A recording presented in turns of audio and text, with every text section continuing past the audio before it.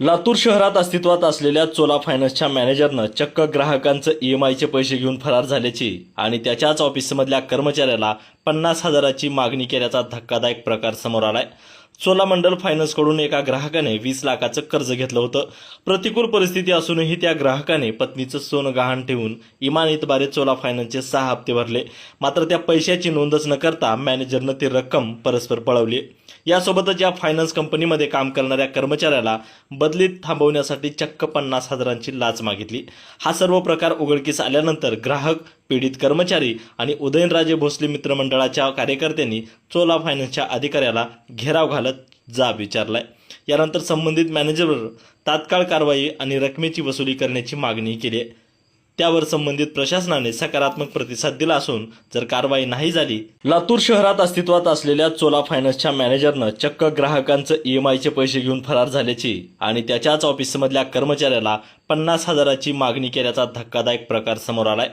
चोलामंडल फायनान्सकडून एका ग्राहकाने 20 लाखाचं कर्ज घेतलं होतं। प्रतिकूल परिस्थिती असूनही त्या ग्राहकाने पत्नीचं सोनं गहाण ठेवून इमानतबारे चोला फायनान्सचे 6 हप्ते भरले। मात्र त्या पैशाची नोंदच न करता मॅनेजरनं ती रक्कम परस्पर पळवली। यासोबतच या फायनान्स कंपनीमध्ये काम करणाऱ्या कर्मचाऱ्याला बदलीत थांबवण्यासाठी चक्क 50,000ची लाच मागितली। हा सर्व प्रकार उघडकीस आल्यानंतर ग्राहक, पीडित कर्मचारी आणि उदयनराजे भोसले मित्रमंडळाच्या कार्यकर्त्यांनी चोला फायनान्सच्या अधिकाऱ्याला घेराव घालत जाब विचारलाय। यानंतर संबंधित मॅनेजरवर तात्काळ कारवाई आणि रकमेची वसुली करण्याची मागणी केली आहे। त्यावर संबंधित प्रशासनाने सकारात्मक प्रतिसाद दिला असून जर कारवाई नाही झाली तर माझं नाव व्यंकट दिनकर मोगरगे। मी 2023 मध्ये चोला होम फायनान्सचं लोन घेतलेलं होतं। आत्तापर्यंत 20 लाख रुपये लोन घेतलेलं होतं। आत्तापर्यंत मी 6 लाख रुपये भरलेले आहेत। तरी आणखीन 20 लाख रुपयाला 20 लाख रुपये पेंडिंग आहे।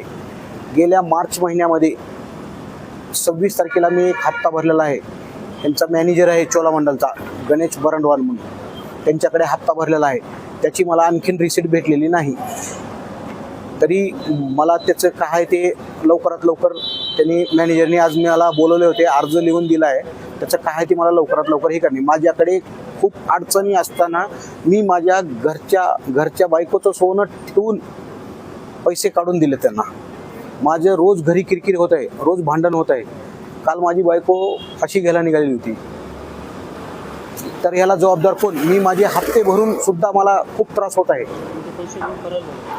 पैसे घेऊन तो समोरचा माणूस फरार आहे। इथं बँकेत आलो तरी मला कोणी बोलू देत नाही। तरी माझं काय आहे ते लवकरात लवकर मला कळावं।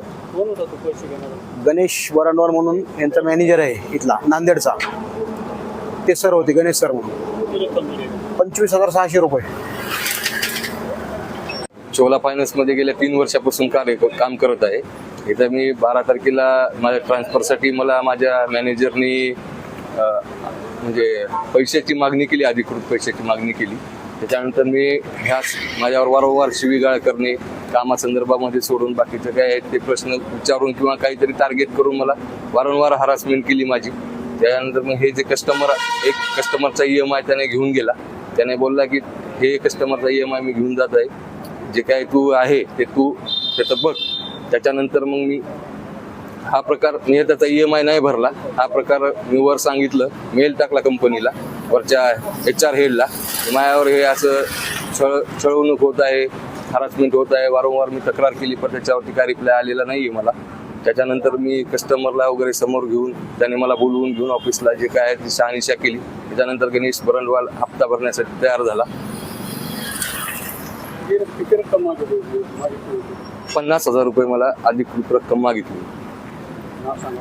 माझं नाव सुदर्शन बबनराव घाडगे। नमस्ते, मी रमेश गडगिडे, छत्रपती उदयनराजे भोसले मित्र समूह, लातूर। तर दर्शन घाडगे हा चोलामंडलमचा एम्प्लॉय आहे आणि मोगरगे हा कस्टमर आहे। तर मोगरगेचा हप्ता भरलेला असताना कंपनीला डिपॉझिट झाला नाही, तर हा एक कस्टमरचा अन्याय। दुसरा त्याच्यातच विषय आहे की दर्शन घाडगे हा त्या कंपनीचा एम्प्लॉय असताना त्याचं ट्रान्सफर करणार नाही, ह्या गोष्टीवरून त्याला 50,000ची मागणी केली। थोडक्यात तुम्ही मला पैसे दिलात तर मी तुमचं ट्रान्सफर थांबवतो, अशा पद्धतीची त्यांची मागणी झाली। आणि हे अत्यंत संवेदनशील विषय आहे। एखाद्या कस्टमरचा हप्ता गहाळ करणे आणि एका एम्प्लॉयला त्याच्या ट्रान्सफर रोखण्यासाठी पैसे मागणे, ही अशी संकल्पना ठेवणारे आणि अशी वृत्ती असणारे एम्प्लॉय आम्ही लातूरमध्ये टिकू देणार नाही. ही छत्रपती उदयनराजे भोसले मित्रसमूह यांच्याकडून मी ह्या गोष्टीचा तीव्र निषेध करतो आणि हे असल्या गोष्टी इथं मी खपवून घेणार नाही. घेतलं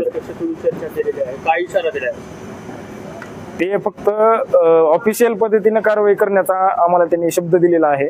थोडक्यात आम्ही सगळे विचारपूस करून चौकशी बसून जे कोणी दोषी असतील त्यांच्यावर आम्ही कारवाई करू अशा पद्धतीचा त्यांनी शब्द दिलेला आहे. पण त्याच्यातून जरी सत्यता उघडकीस न येता जर कर्मचाऱ्याला, एखाद्या गरीब कर्मचाऱ्याला त्यांनी जर वेटीस धरून किंवा प्रेशराईज करून जर त्याच्यावर ते सगळं आळाणात असतील तर आम्ही त्या बी गोष्टीला आम्ही सहमत होणार नाही आणि ह्या गोष्टीच्या सखोल चौकशी आणि ह्या दोन्ही व्यक्तीला न्याय भेटल्याशिवाय आम्ही शांत बसणार नाही.